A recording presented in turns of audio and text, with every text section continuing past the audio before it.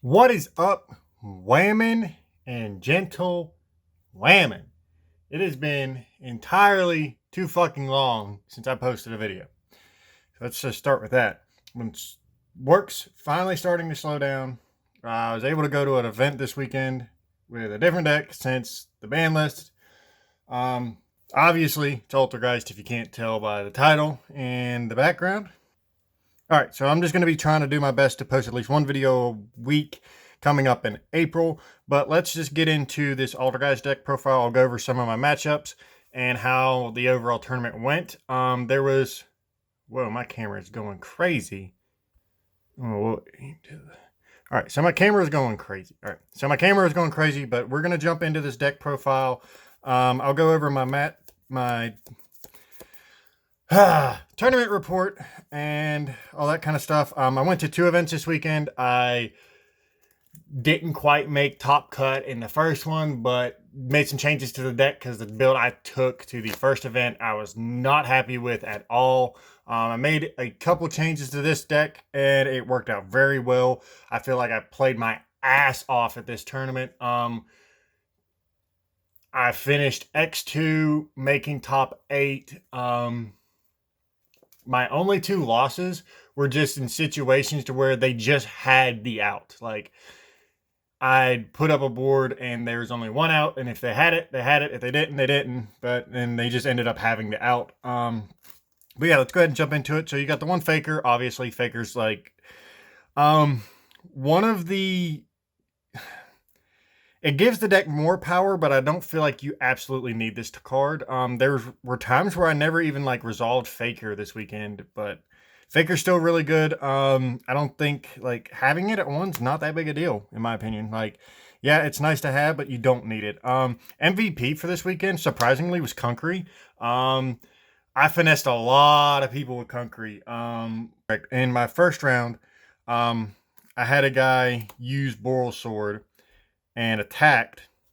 I negated the attack and targeted Boral Sword to negate his effects.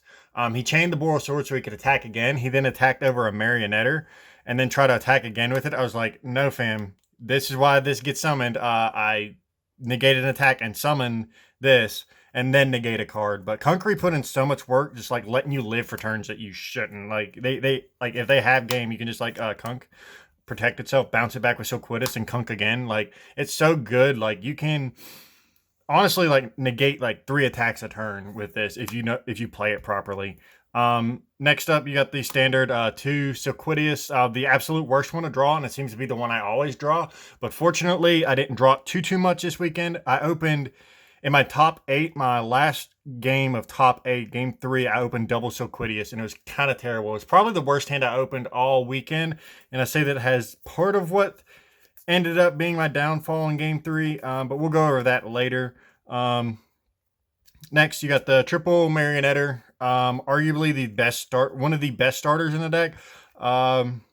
Not much to say about it. It's set to trap, and then you can tribute it off to summon a dude back. A lot of people don't know about that effect, and it surprises the hell out of me because it's one of the better effects of Marionetter. So, like, they'll try to, like, they'll feel like it's really important to clear, like, say, a Mellowseek off the board or the Silquidius and leave the Marionetter. And then if I really needed whichever one they cleared, I just go, okay, Marionetter effect, tribute it off, bring the other one back. Yeah, that came up a lot, and not a people knew about that effect, and it really helped out a lot, especially for like dragging games out. I found that one match on the first tournament I went to, I was just drawing, like, didn't have anything to get started. I really needed to see a Mellowseek so I could get the deck going to clear I think it was a Blue Sky. I needed to be able to clear, and I just couldn't get over it and couldn't get more than one monster because I was top decking. So I was just like playing Marionetter, like I kept drawing Marionetter, so I was just like normal Mario, set a thing, and then Mario effect tribute itself to bring the other one back in defense so I wouldn't die because I was super low on life. But like Marionetter is just like a really good card. It helps grind and get you to your power cards. Next up, the staple 3 Mellowseek, probably the best card in the deck. By far the most powerful and kind of just a jack of all trades. It clears your card off the board. It pokes directly. It's great for, there's a combo with this and another card in the deck that's like absolutely amazing. If you open this, it's like guaranteed you have Faker. You just like normal summon it and link into Link Karibo and you get your Faker. Yeah, there's not much more to say about that. It's pretty, it's just nice. I feel like this is kind of, well, this is standard ratio for Altergeist, and there's no real changing on that. Next up, we got Triple Ash Blossom and Joyous Springus. It's Ash. What's there to say about Ash? It underly overperformed this weekend. When I saw it, it was amazing. When I didn't see it, it was terrible. Sometimes when I saw it, it was like horrible, but overall, like I enjoyed it. I wouldn't play any other hand trap.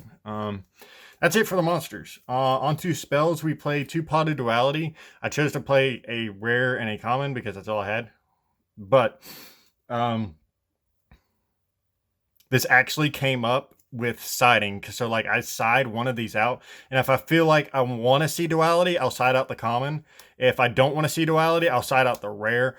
Just because like there's times when I draw into it with the next card, Extravagance. So if I want to draw into it, I'll leave the common in, but if I like want to possibly see it in my opening hand, I'll leave the rare in. Like I don't know what my logic was, but there was times where I'd side up the common over the rare and vice versa. Yeah, but still, duality's good. You can still duality after you Extravagance. Just remember that because this says you can't draw cards. This searches cards. Same thing with Meloseek. But those should be kind of obvious. Extravagance is amazing. Never did I banish all of my Link Karibos, but I did play in the second OTS championship. I played a dinosaur player who 2 games in a row banished all 3 of my Hextias. I still won somehow. I won those 2 games, but he banished all of my Hextias. It was crazy. The spicy card that like absolutely overperformed this weekend was Mystic Mine. So the first day I wasn't playing this. I put this in for the second one just because I noticed that there was times where it was just like I was just getting beat down and just didn't have time to get established and get the deck going. In those situations, yes, on Sunday, that didn't happen because I had this card. If I was in a losing situation, I just put this up and then build up my resources until I felt confident in turning this off. I can turn this off at almost any point in the game with itself. You can literally just set a Mystic Mine over a mine. Or we play the Imperial Order to turn it off. Another card we combo with this is the Metaverse to search it out on their turn. So if I don't know how many games, and I felt like it was really good that I would open Metaverse, Spoofing, and Silquidius.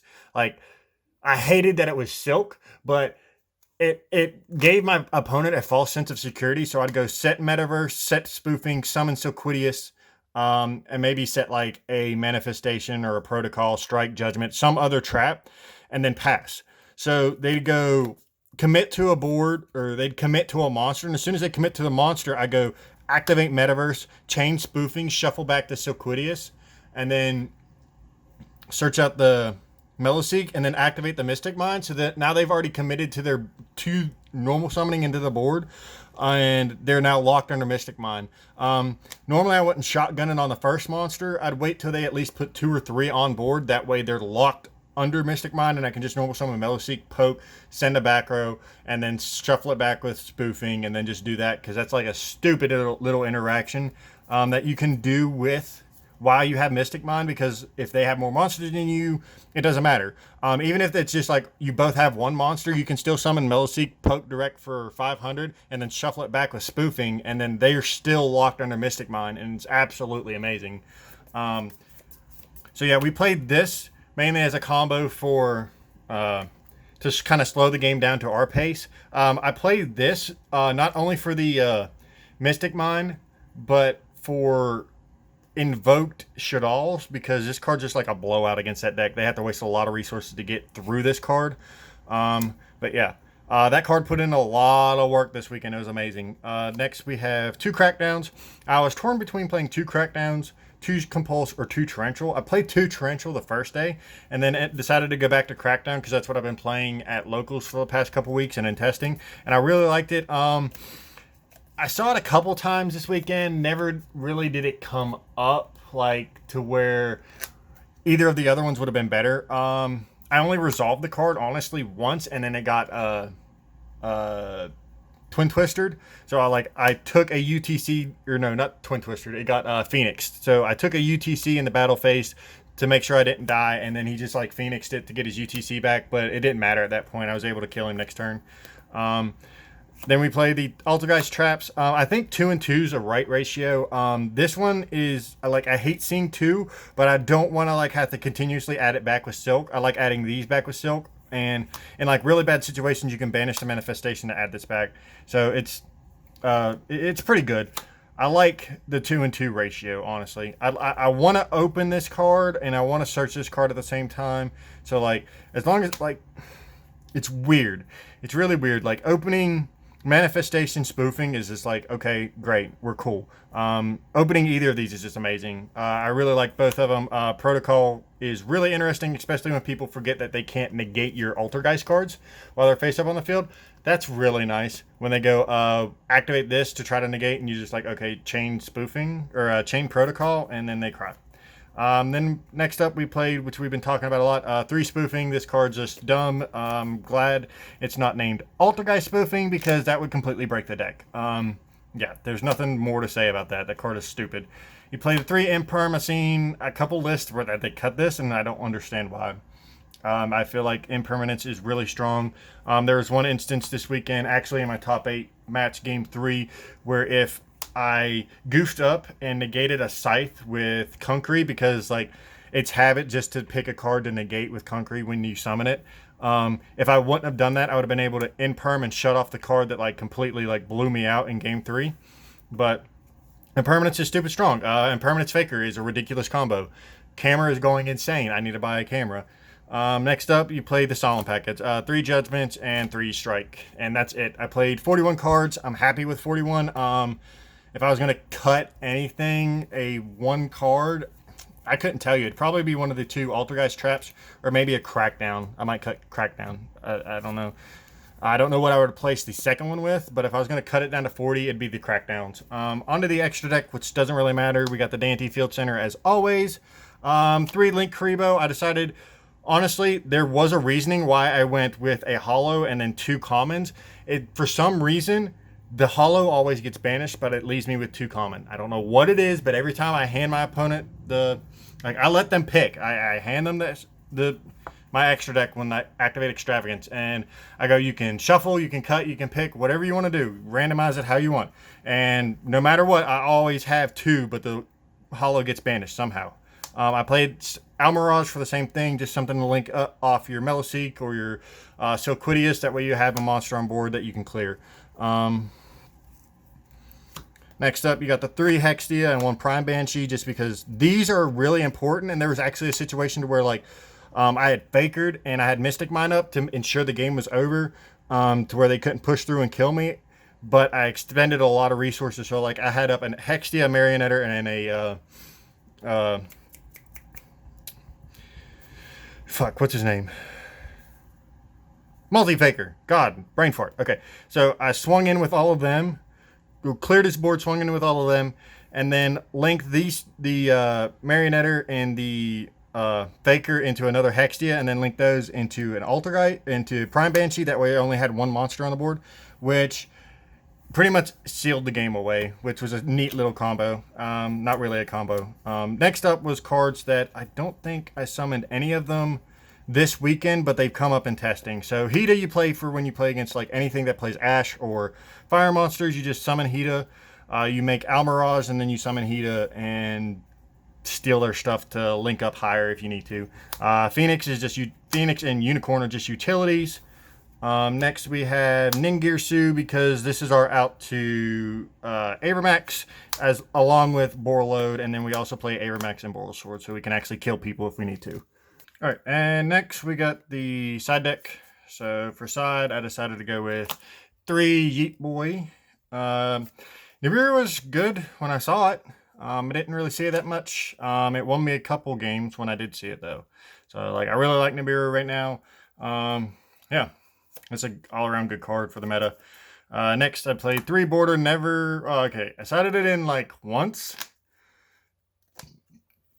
Saw it once, played it, and it was so subpar. Like, I like border and I hate border all at the same time. I might end up cutting it for a pointers.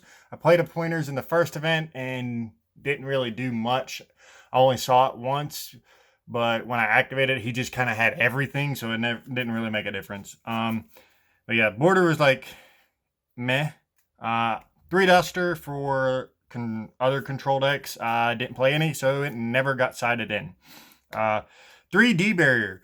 This card is absolutely freaking retarded. Like, it is so good right now, and people are sleeping on it. This card just pretty much tells Shadal's and Invoke to just like pass their turn. It's surprisingly strong against Time Thief Lunalight. You just flip this, call XY or call Exceed, and they're just like, yeah, that's a card. Yeah, it's really good. Flip this against Pendulum's Call Pendulum, and they just kind of like don't do anything. They just literally pass. And then finally, we played the 3 evenly match. We sided this in like all the fucking time. Every time we were going second, we sided this card in, and we just like blow our opponents out with it. That was a side. So let's go on to our tournament report. So the first tournament was a smaller one. It was only, I believe, 4 or 5. It was 5 rounds. We ended up losing in the 5th round to a dinosaur player. And knocking us out of top 8. If we would have won that game, we would have made top 8 and played against a friend that we rode with, RJ, whose deck profile for his top, because he went on to win that game, and he got his invite this weekend, so congratulations to you, RJ. He got his invite this weekend playing Salamangreat. We'll have that profile later today. But yeah, the first day was like terrible. So going into the second day, I felt a lot more confident about the deck with this new list. And yeah, it just pretty much worked out really well in my favor. So round 1, we played Dragon Link. We get bodied game 1. He wins the die roll, goes first, and we opened really well, surprisingly. So we opened, I think we opened Meloseek, Extravagance, and Mystic Mind. So I was like, oh, so we just like break this board for free. We just have to bait out the negate with the Savage Dragon. So we go activate Extravagance, attempt to draw 2. He's like, yeah, that's fine. I go normal summon Meloseek. Yeah, that's fine. Battle phase, Meloseek attack. Yeah, that's fine. He goes, yeah, that's fine. I go Meloseek effect, attempt to send, I go attempt to go to battle phase. He goes Valor on the Meloseek, and that just comes like completely shit on my play trying to like out the Borlo Savage Dragon. So then I just sat there for a second, like looked through my cards, realized I couldn't out the board, scooped it up, we went to game 2. Game 2, I honestly wasn't prepared to go first against Dragon Link. So in hopes that he was going to side to go second against me, I went ahead and sided in my evenly matched in my Nibiru and made him go first. Didn't see either of them, but my plan worked. He opened a bunch of going second cards and only ended on like a I don't even know what he ended on, but it was like, I think he ended on Heretic Seal and pass, like Heretic Seal and maybe something else on board and pass. I go through and I break the Heretic Seal and whatever else he had, pass it back to him with like 3 traps set. He ends up making Romulus, and that's about as far as he gets on his following turn. And then I just proceed to like whittle him away to where he's just like, okay, just go to game 3. I keep all my going second stuff in because obviously he's going to go first. He decided all his going first stuff and going second stuff and went first. He built his board as normal this time. But we opened Imperm, which ended up causing him to only end with the Savage Dragon and not the Unchained Abomination. So we weren't just going to get blown out by that card like we did in the first game. So we were able to break that board and win that game in time due to Mystic Mine, pretty much. So we were able to clear the Borlo Savage Dragon and mine him, and then just kind of slow the game down until we could build up resources. And then by the time he finally outed the Mystic Mine, I was able to just like go in and put a lot of damage on board, get him really low on life points, activate Mystic Mine again because we had another one in hand, and pass turn. And that just pretty much sealed the deal for that game. Going into round 2, we played against Lunalight Time Thief. We lost to them 2-1. Yeah, 1-2. So he wins game 1 because he went first. I win game 2 because I went first. And then we get into a back and forth in game 3. And it came down to whether or not. So game 3, he goes first. He doesn't really open well. And I hand trapped him perfectly. So he goes set 2 pass with, I think, just a redoer on board. He goes redoer, steal a thing. Was it redoer? I don't remember what it was. No, it wasn't redoer. It was lambda. I believe it was lambda and something else, but it wasn't redoer. So then I go marionetter, Mario effect, set protocol, swing over the. Oh no, it was Baguska. That's what it was, because I tried to summon Meloseek, and I was going to summon Meloseek to try to swing poke direct, send a thing, but he had the Baguska up because he was like being a savage. So I just ended up like setting 3, activating Mystic Mine, passing. It goes to his turn, and he like baits out a couple back row, and then just like activates Twin Twist, or no, in the end phase, he activates Twin Twister, blowing 2 of my sets up, leaving me with like Protocol and Mystic Mine, which I thought was really weird. But come to find out, he actually had the out to Mystic Mine. So then we go back and forth a couple more turns. And then on one of his turns, he has a Tiger in hand, and then he's about to get a draw. He has a Tiger and a blank in hand, and then he activates, I think it's Emerald Bird, or whichever one lets him draw a card. He pitches the Tiger and draws a card, and the card he drew was Twin Twister, which just like this, he drew it. He got it. Cool. So he won that game. He was able to clear the second Mystic Mine. So going into round 3, we played, I think, oh yeah, that's the round we played Blue Eyes. We 2-0'd that pretty quickly. I felt bad for the guy because he went like full wombo combo game 2 and summoned 2 Chaos Max and like 3 other things. He summoned the Manju, the 2 incantations, summoned 2 Chaos Maxes, and I just like Nibiru'd him, and that was his game from there. Round 4, we played against a. What did we play against? Oh, round 4, we played against another Dragon Link. This one we dropped 0-2. He just kind of like bodied us. Game 1, I didn't open very well, and he opened full board. He went first. I lost every die roll this weekend, by the way. So he just goes full board and just like shits on me.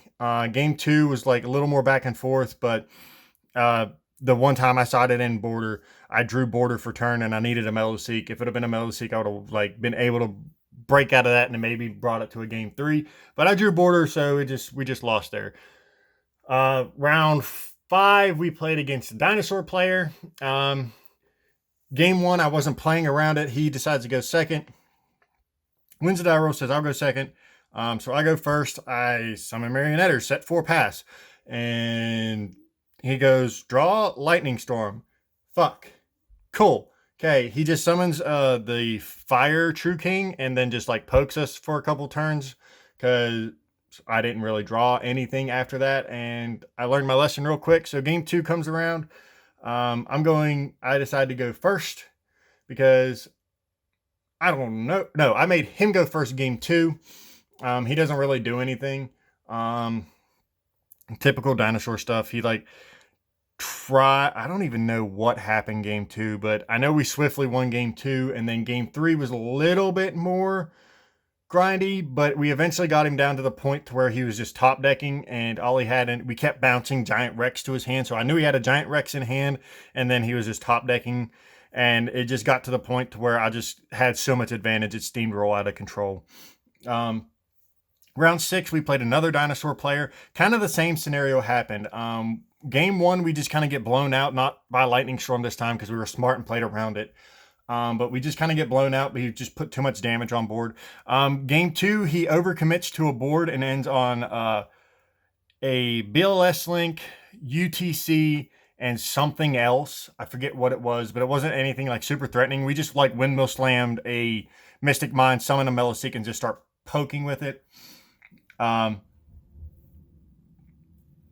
he eventually gets to Lost World, gives us a token, and then tries to make a Phoenix when he goes into Phoenix.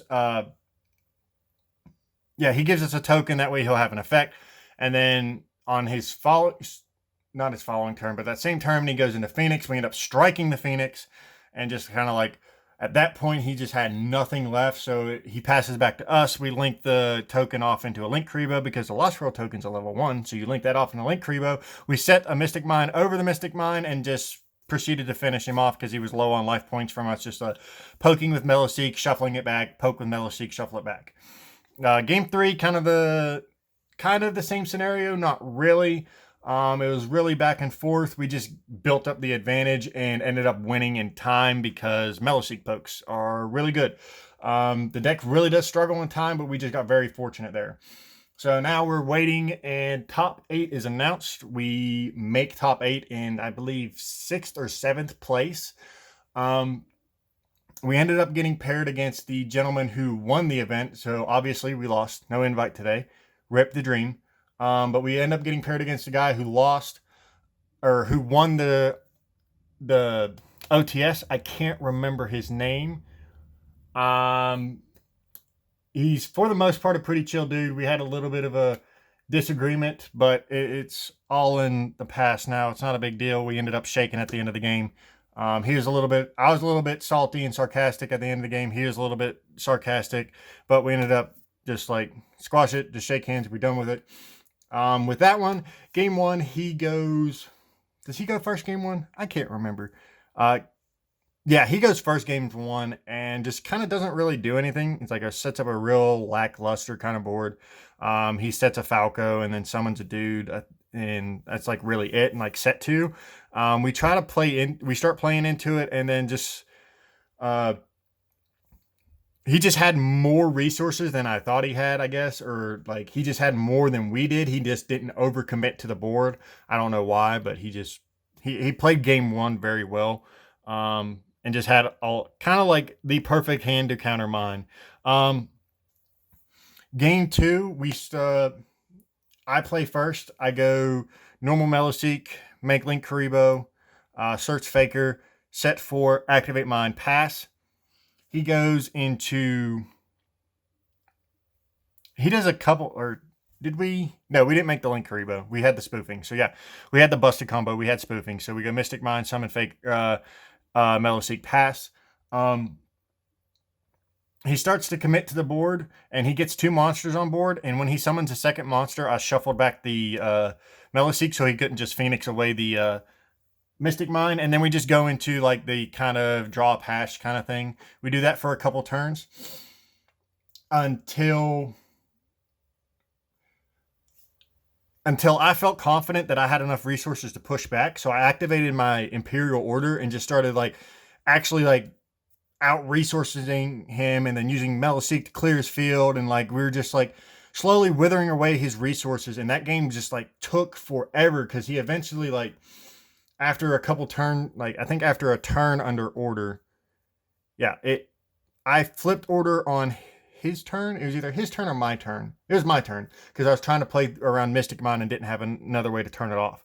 So I order and I start doing stuff, and then on his turn he goes through and like actually baits out, like he tries to pop order, so I negate it, and then he pops it again, and then we're just going back and forth, and he's still under Mystic Mine, so he couldn't really do anything. And then I activated, set a mine over a mine so I could start doing stuff, and I start going in really hard, like pushing for and just like going after his resources. And then I pass back to him. He goes Shaddoll Fusion. I windmill slam a D-barrier called Fusion. He chains El Shaddoll Fusion, and I chained, oh God, what did I chain? So I know we went El Shaddoll after that, and I changed something to the El Shaddoll to try and stop it. I can't quite remember what I responded to the El Shaddoll with, but then he goes Super Poly's away. Oh, I chained Hextia to negate it, and then he changed Super Poly to suck up my Hextia and make Purgatrio. And this is where I got the finessing with Conkery because he was like, swing, and I was like, okay, Kunk, negate Purgatrio's effect so he can't attack all my monsters. And then it gets passed back to me, and I set another D barrier, clear his field again, swing in for damage, and then pass, and then he goes normal summon Alistair, search for invocation, activate invocation. I go chain D barrier. He goes chain another freaking El Shaddai fusion. He El Shaddai fuses and tries to do stuff, but I just like, again, Conkery, negate the attack, negate his effect, pass back to me, and I kill him on that turn. We go into game 3. We have like 7 minutes left because that game 2 took forever. Honestly, if it would have been me in his shoes, I would have scooped a lot sooner because I saw, like, you could see the writing on the walls for that game a lot sooner than what, like, he finally like conceded the game. So going into game 3, we only have 7 minutes left. I played, like, looking back at it now, I played optimally if we were playing on regular time rules. I just wasn't thinking clearly because I'm not used to playing in a top cut to where you actually continue to play out, even if you are, even if it were to be a draw. Like, I wasn't used to that, so I wasn't thinking about that line of play. I was trying to think, oh, okay, I need to deal damage now. So, like, I opened a very meh hand. I opened a Marionetter, a Silquitus, a Meloseek, Conkery, and no, I opened Marionetter, Conkery, Meloseek, Mystic Mine, and Strike. No, Judgment. In Judgment. So I go, he goes first, set 2 pass. So I go normal Marionetter, set protocol, attempt to swing directly. He goes activate Artifact Sanctum, summon Scythe, Scythe effect. Sure. So I go main phase 2, set the Judgment,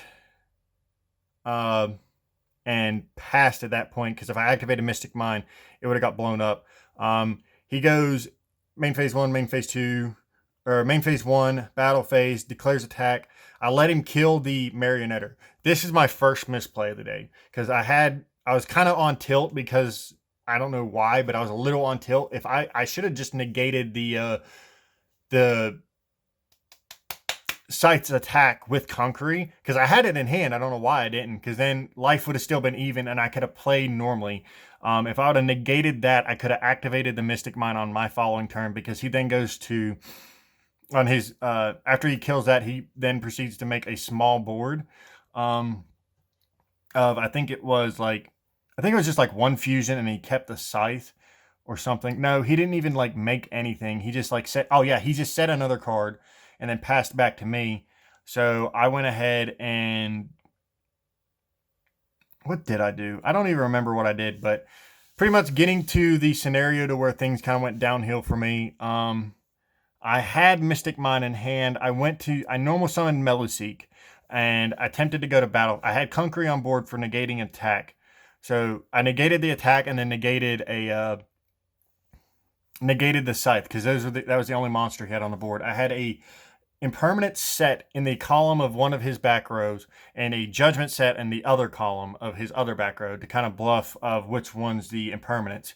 So I go battle phase, declare attack with Meloseek, or not declare attack. I go to battle phase. He goes chain to entrance of battle phase, activates Dynamicious in the column of impermanence. At this point, if I wouldn't have negated the Scythe effect with Conkery, I could have activated impermanence, negating Scythe, negating the Dynamicious, but that's obviously not the case. So I judgmented there because I was like, okay, that's fine. I'm playing around El Shaddai fusion, so the other one has to be an El Shaddai fusion. In my mind, I'm thinking it's El Shaddai fusion. It's going to let him try to do something.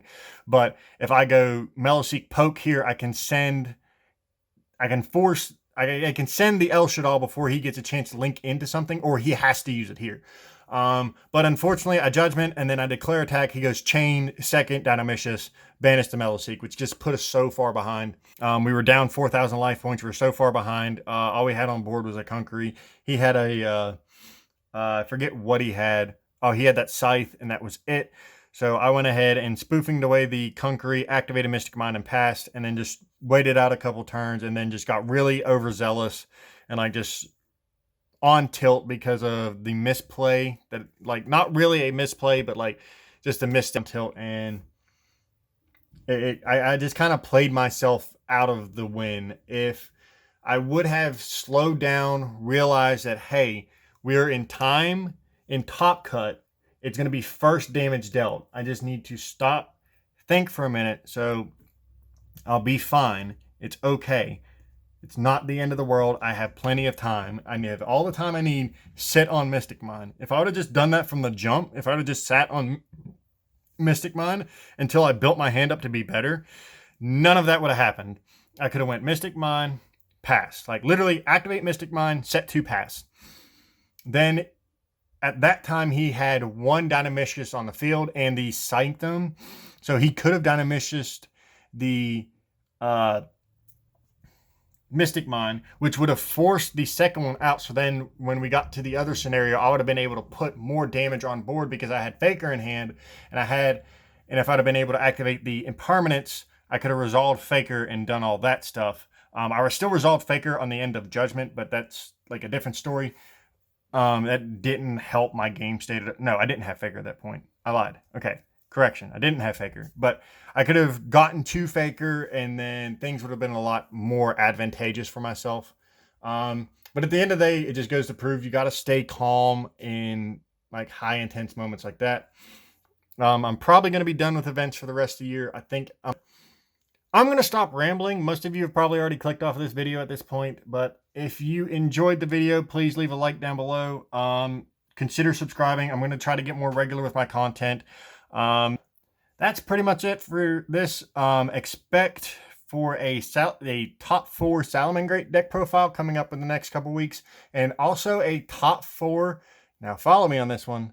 Plunder Patrol deck profile. Did I say top 4? I meant top 8. He top 8'd the first day with Plunder Patrol. It was pretty spicy, and he was finessing a lot of people with the deck. There's a lot of interesting rulings with it, and it was a pretty spicy deck. My man Wes came up with another crazy freaking deck. If you don't know, he's my guy that topped with the crazy Orcus Dragon Link deck way back at Greenville. He's the ABC player from the Charity Day event. My man comes up with some spicy deck lists, and be ready for his YCS deck list because he's already got the spice, and my man is a savage. Just be ready that this deck profile is going to be spicy when he comes out with it. After, I'm pretty sure he can day 2 the event at the least. If he plays his ass off, he'll day 2 this event with the deck profile he'll be coming out with. But yet again, ladies and gentlemen, women and gentlewomen, you all have a fantastic day.